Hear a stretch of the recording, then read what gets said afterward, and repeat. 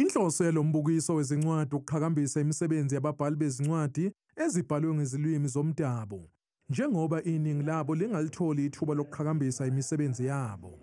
Umcimbi lo omkhulukazi esiwuhlelayo ohlelelwa ukuthi uzothuthukisa ababhali bakithi ababhala kakhulu ngezilimi zomdabu. Lo mbukiso uzoveza nababhali basezindaweni zasemakhaya.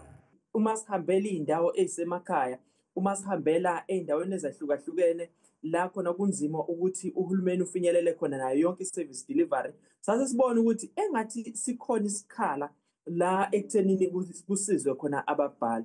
Sase siqhamuka nalolu hlelo-ke lokuthi asenze i-book fair yethu ekhuluma ngezilimi zethu, ethuthukisa ababhali ababhala ngezilimi zethu. Phakathi kwezinto ezizophinda kubhungwe ngazo, imithetho ethinta ukushicilelwa kwezincwadi. Kunenkinga enkulu uma kukhulunywa ngendaba ye-copyright. Nakuthi nje abantu abayi-understand into ye-copyright ukuthi ihamba ifikephi. La kuzobe kukhona abantu abawongoti abasebenza ngezomthetho abazobe bezofundisa abantu-ke ngendaba ye-copyright.